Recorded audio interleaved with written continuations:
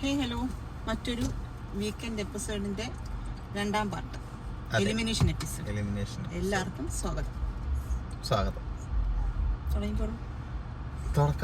തുടക്കത്തിന്റെ twist ആയിരുന്നു. സാധാരണ മുൻ സമയങ്ങളിലൊക്കെ എന്താ പറയാ, ബിഗ് ബോസ് ഈ എലിമിനേഷൻ റൗണ്ടൊക്കെ ലാസ്റ്റ് എലിമിനേഷൻ പ്രോസസ്സും അല്ലെങ്കിൽ എലിമിനേറ്റ് വന്ന വ്യക്തിയൊക്കെ അവസാനമായിരുന്നു കാണിച്ചുകൊണ്ടിരുന്നത്. പക്ഷെ ഈ സീസൺ 7 പണി എന്ന പോലെ തന്നെ പതിവിന് വിപരീതമായിട്ട് തുടക്കത്തിൽ തന്നെ വോട്ടിങ്ങിൽ ഏറ്റവും പിന്നിലായിരുന്നു നമ്മുടെ മുൻഷി രഞ്ജിത്തിന്. നിന്നിരുന്നെങ്കിൽ കുറച്ചുകൂടെ ഒന്ന് പ്രൂവ് ചെയ്യാനോ, പക്ഷെ പെട്ടെന്നായി പോയാലോ തോന്നി, വളരെ പെട്ടെന്ന് പുള്ളി പുറത്തു പോയാലോ തോന്നി. ഓക്കെ, അതിലോട്ട് വരാം.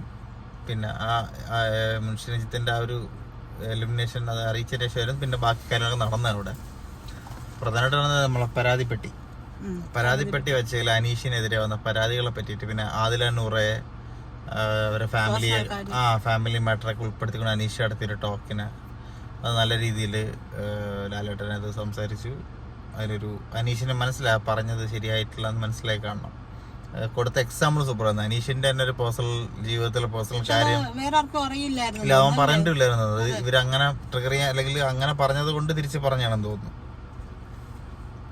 അപ്പൊ അത് പറഞ്ഞോട്ടെ അനീഷിന്റെ ഡൗണായി. പിന്നെ അതിൽ ഭയങ്കര കരച്ചിലൊക്കെ ആയിരുന്നു. അത് എനിക്കൊന്ന് അവർക്ക് അത്രയും ഹേർട്ടായ വിഷയത്തിനെ പറ്റി ആയിരിക്കണം പറ്റി അങ്ങനെ സംസാരിക്കേണ്ട കാര്യമില്ല. അതാണ്. പിന്നെ വന്ന ഭൂരിഭാഗം പരാതികളും അനീഷിന്റെ തന്നെ ആയിരുന്നു. അനീഷിനെതിരെ പരാതിയൊന്നുമില്ല, അനീഷ് ഹാപ്പിയാണ് അവിടെ. പക്ഷെ അനീഷിനെതിരെയാണ് ഹൗസിലോ ബാക്കി എല്ലാവരെയും പരാതികൾ. അപ്പാനി ശരത്തായാലും പിന്നെ ഇന്നലെ അപ്പാനി ശരത്ത് പറഞ്ഞതാണ് നിങ്ങളെ ഭാഷ കൺട്രോൾ ചെയ്യണം, എന്നിട്ട് അതങ്ങോട്ട് അടങ്ങണില്ല, പറ്റണില്ല. അപ്പൊ അങ്ങനെ പരാതിപ്പെട്ട് അനീഷിന്റെ പരാതികൾ തന്നെയായിരുന്നു. പിന്നെ അനുമോളുടെ അക്ബറിന്റെ അത് അനുമോൾ അല്ല, നമ്മള് കണ്ടപ്പോ എപ്പിസോഡ് നോട്ടം ശരിയല്ലെന്ന് വെച്ചാൽ നമ്മളും വേറെ രീതിയിലുള്ള ഉദ്ദേശിച്ചത്. സ്വാഭാവികമായിട്ട് സാധാരണക്കാരും അങ്ങനെ ഉദ്ദേശിച്ചു. ഇല്ലാന്നങ്ങ് പറഞ്ഞു. അപ്പോഴാണ് ക്ലിപ്പ് വാങ്ങിച്ചു കൊടുത്തത്. നോട്ട് ചെയ്യും. അക്ബറും അങ്ങ് വല്ലാണ്ടായി പോയി.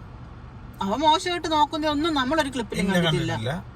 അതുകൊണ്ടാണ് അപ്പം പിന്നെ അവള് വളച്ചൊടിച്ച് പറഞ്ഞതെന്ന് വെച്ച് കഴിഞ്ഞാൽ എന്താണ്, ദേഷ്യത്തോടെ നോക്കുന്നു. ചിലപ്പോ അതായിരിക്കും, അല്ലെങ്കിൽ പിന്നെ അങ്ങനെ പറഞ്ഞാൽ മതിയായിരുന്നു. അതെ, എനിക്ക് അയാളെ ഈ ദേഷ്യത്തോടെ നോക്കുന്നത് എനിക്ക് ഇഷ്ടമല്ല എന്ന് പറയണോ. അയാളെ ഒരുമാതിരിയുള്ള നോട്ടം, എനിക്ക് അയാളെ നോട്ടം ഇഷ്ടമല്ല, എനിക്ക് അയാളെ ഇഷ്ടമല്ല. അങ്ങനെ പറയുമ്പോൾ സ്വാഭാവികമായിട്ടും കേൾക്കുന്നവരെന്ത് ചിന്തിക്കും, അല്ലെങ്കിൽ അങ്ങനെ ഒരു ടോക്ക് കാണുന്നവരെന്ത് ചിന്തിക്കും, അവ മോശമായിട്ട് എന്തോ രീതിയിൽ അതെ, അത് ക്ലിയർ ചെയ്ത് എന്തായാലും നന്നായി.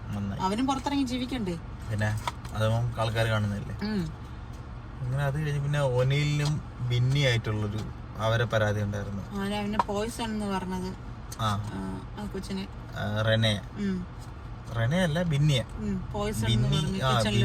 ഒരു ഇതാണ്, സ്ട്രോങ് കണ്ടന്റ് ആണ്, വിഷമാണെന്ന രീതിയിൽ ഒനിൽ സംസാരിച്ചെന്ന രീതിയിൽ പറഞ്ഞിട്ടുണ്ട്. അവരുടെ ക്ലാഷും അതും ഓപ്പണായിട്ട് പറഞ്ഞ് അവർക്ക് ക്ലിയർ ചെയ്യാനുള്ള സൗകര്യം ഒരുക്കി കൊടുത്ത്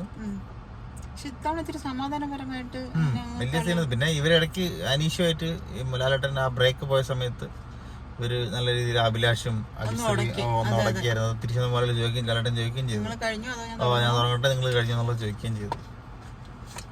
ലാലേട്ടൻ പറഞ്ഞ എപ്പിസോഡ് അല്ലെങ്കിൽ ഇത്തിരി അത് കഴിഞ്ഞ സീസണാണ്, അഖിൽമാരുള്ള സീസണിലാണെന്ന് തോന്നുന്നു. ആ ബാൻഡ് കൊടുത്തിട്ട് ആ ലൈൻ കട്ട് ആ ഒരു ഇൻസിഡന്റ് ഉണ്ടായത് അപ്പോഴാണ്. ബാൻഡ് കൊടുത്തിട്ട് സ്വീകരിക്കാതെ തറയിൽ കണ്ടിട്ടില്ല, തറയിലെടുത്ത് എറിഞ്ഞിട്ട് പോയി. അപ്പോഴാണ് അഖിൽമാരാണോ അതോ അഖിൽമാരാരെ ഓപ്പോസിറ്റ് നിന്ന ആളാണ് കെട്ടിക്കൊടുക്കാൻ പോയപ്പോ വേണ്ടെന്ന് തറയിലെടുത്ത് എറിഞ്ഞിട്ട് പോയി. അത് റോബിന് ശേഷമുള്ള സീസൺ കണ്ടിട്ടില്ല ഞാൻ. ദിൽഷന് ശേഷമുള്ളത്. ദിൽഷ റോബിനൊക്കെ ഒരു ഇതിലുള്ളായിരുന്നല്ലോ. പിന്നെന്താണ് ഈ സീസണില്, പിന്നെ രേണു സുധി അവരൊക്കെ സേഫായി. അവരൊക്കെ ഒന്ന് ചോദിച്ചു സേഫ് ആവുമോ, കോൺഫിഡന്റ് ആണെന്നുള്ള ചോദ്യങ്ങൾ ഉണ്ടായിരുന്നു. രേണുക്ക് ഒന്ന് പേടിച്ചു തോന്നണം, മറ്റേ വീഡിയോ ഇറങ്ങിയത് കഴിഞ്ഞ പ്രശ്നമാക്കിയല്ലോ, അത് നെഗറ്റീവ് അടിച്ചോണ്ട് പേടിച്ചിട്ടുണ്ടാവും. പക്ഷെ സേഫ് ആയിരിക്കും, ചിലപ്പോൾ ഇനിയും വീഡിയോകൾ വരാൻ ചാൻസ് ഉണ്ട്.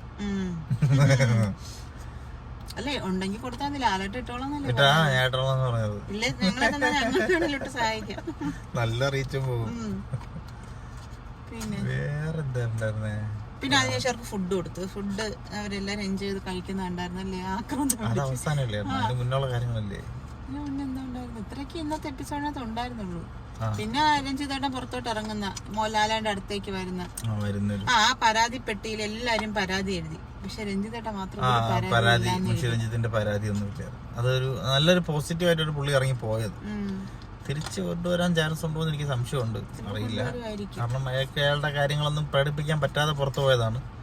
പിന്നെ ആർക്കും ഒരു ദേഷ്യം വിദ്വേഷം ഒന്നും ഇല്ല. റെനയ്ക്ക് മാത്രമാണെന്നുള്ള ഒരു ചെറിയൊരു കുഴപ്പമുണ്ടായിരുന്നത്. അത് പക്ഷെ അയാൾക്ക് അങ്ങനെ രീതിയിൽ എടുത്തിട്ടില്ല. അയാൾ ആദ്യം പറഞ്ഞ്, അതായത് പുള്ളി ഒരു കാരണവരത് അല്ലെങ്കിൽ ഒരു മൂത്താളെന്ന രീതിയിൽ ചില കാര്യങ്ങൾ പറഞ്ഞപ്പം അവളത് കണ്ടന്റ് ഉണ്ടാക്കാൻ വേണ്ടിയിട്ട് നെഗറ്റീവായിട്ട് എടുത്തു. പിന്നെ പുള്ളി മൈൻഡ് ചെയ്തില്ല. അതിനാണ് അവള് പറഞ്ഞത് ഞാൻ അടുത്ത് ചെല്ലുമ്പോൾ മാറി പോകുന്നു എന്നുള്ളതൊക്കെ. സ്വാഭാവികമായിട്ടും നമ്മൾ ഒരു കാര്യം ഒരിക്കൽ പറയുമ്പോൾ അത് നെഗറ്റീവ് എടുത്ത് നമ്മളതൊരു ഡിസ്റ്റൻസ് ഇടും. ആ ഡിസ്റ്റൻസ് ഇട്ടതായിരിക്കും തെറ്റായിരിക്കും. കാരണം അയാൾക്കെതിരെ ആ ഒരു പരാതിയിൽ അല്ലെ ആ കൊച്ചിന് മാത്രമേ ഒരു പ്രശ്നം ഉണ്ടായിരുന്നുള്ളൂ. വേറെ ആർക്കും അങ്ങനെ പ്രശ്നങ്ങളൊന്നും ഇല്ലായിരുന്നു. എല്ലാവരും ഷോക്ക് ആയിപ്പോയി കേട്ടപ്പോ. ജയിലിൽ കിടന്ന വിഷയത്തിനെ പറ്റിയിട്ട് ചോദിച്ചായിരുന്നു ജയിലിൽ നിന്ന് പുറത്തിറങ്ങി കാണിച്ചതും കളിച്ചതിനെ പറ്റി നല്ല കൊടുത്ത് അപ്പാനിക്കും നമ്മുടെ അനുമോക്കും. മറ്റേ അക്ബറിന്റെ വിഷയത്തില് അത് പറഞ്ഞു ഞങ്ങൾ സമ്മതിച്ചാൽ മതിയായിരുന്നു. ആദ്യമേ പറഞ്ഞു എനിക്ക് ഇന്ന പോലെ തോന്നിയോണ്ട് ഞാൻ പറഞ്ഞു, ഞാൻ അങ്ങനെ പറഞ്ഞു. അവരല്ല അവരവര് പറഞ്ഞ അവരവർക്ക് ഓർമ്മയുണ്ട്. ഇവർക്കിത് മനസ്സിലായിട്ടില്ലെന്ന് സംഭവം. ഇതായത് ഇവിടെ എല്ലാ റെക്കോർഡിങ് ആണെന്നുള്ളത് കാര്യം ഇവർ ഇടയ്ക്ക് മറന്നു പോകുന്നുണ്ടെന്ന് തോന്നുന്നു. ഇവർ കള്ളം പറഞ്ഞാലും പിടിക്കാനുള്ള തെളിവ് അവരിലുണ്ട്. 24/7 അവരെ നോക്കിക്കൊണ്ടിരിക്കുകയല്ല ആൾക്കാർ. പിന്നെ ഡോക്ടർ വിഷയം, ഡോക്ടർമാർക്കെതിരെ പറഞ്ഞു എന്നുള്ളതിനെ അതിനെപ്പറ്റിയും ചോദിച്ചായിരുന്നു അനുമോളുടെ അടുത്ത്. പക്ഷെ അതും ഷാനവാസ് പറഞ്ഞു ചോദിച്ചത് കളിക്ക് തുടങ്ങിയതാണ്. ആ കളിക്ക് തുടങ്ങിയത് അനുവിനെ ഒന്ന് കരയിപ്പിക്കാൻ നമുക്ക് കണ്ടപ്പോഴേ നമുക്ക് മനസ്സിലായിരുന്നു. അനുവിനെ കരയിപ്പിക്കാൻ വേണ്ടി തുടങ്ങിയതാണ്. പക്ഷെ പറഞ്ഞ സംഭവം കൈവിട്ടുപോയി. പിന്നെ ഇവര് ഗ്രൂപ്പ് ഒരു കണ്ടന്റ് എടുത്തു. ഈ അക്ബറും അപ്പാനിയും അവരെല്ലാം കൂടെ കണ്ടന്റ് എടുത്ത് അവസാനം ഷാനവാസിനും അനുവിന് തന്നെ അത് ബാക്ക് ഫയർ ചെയ്തു എന്നുള്ള സത്യം. ഇന്നൊന്നും ചോദിക്കാൻ ചെയ്തപ്പോഴത്തേക്ക് അത് പ്രശ്നമായി. അത്ര ഉണ്ടായുള്ളൂ ഇന്നത്തെ ഉണ്ടാക്കാതെ തന്നെ സേഫായിട്ട് പുറത്തു പോയി. ചിലപ്പോ കൂടുതൽ നിന്നിരുന്നെങ്കിൽ എല്ലാവരും സ്വഭാവം പുറത്തു വരും. എത്ര നാൾ പിടിച്ച് നിൽക്കാൻ പറ്റും? ആ സ്വഭാവം അത്രയൊന്നും മോശപ്പെട്ട സ്വഭാവം തന്നെ സേഫായിട്ട് എക്സിറ്റ് ആയി. തിരിച്ചു കൊണ്ടുവരുന്നുള്ളത് എനിക്ക് ഡൗട്ടുണ്ട്. പുള്ളി പറഞ്ഞു വിട്ട രീതിയൊക്കെ ഇന്നലെ ഒരു മറ്റേ റോബോട്ടിക് ഡോഗിനെ അതിനെ പേരിട്ടിട്ടേ കൊണ്ടുവരുന്നത്. അല്ലെങ്കിൽ ഈ വീക്കില് വരുന്ന വീക്കിൽ എപ്പോഴെങ്കിലും പറയാതെ കയറ്റി വിടുമായിരിക്കും വയൽക്കാട് ഇൻട്രീവർ. അപ്പൊ പേരൊക്കെ ആയിട്ട് അതിന് പേരും ഉണ്ടാവുമായിരിക്കും.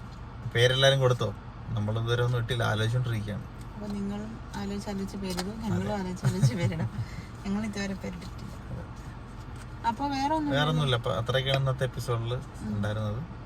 അപ്പോൾ ഇനിയിപ്പം ബാക്കിയുള്ള ആൾക്കാരെ വെച്ചിട്ടുള്ള ഒരാഴ്ച ഇനി ഉണ്ടാവും.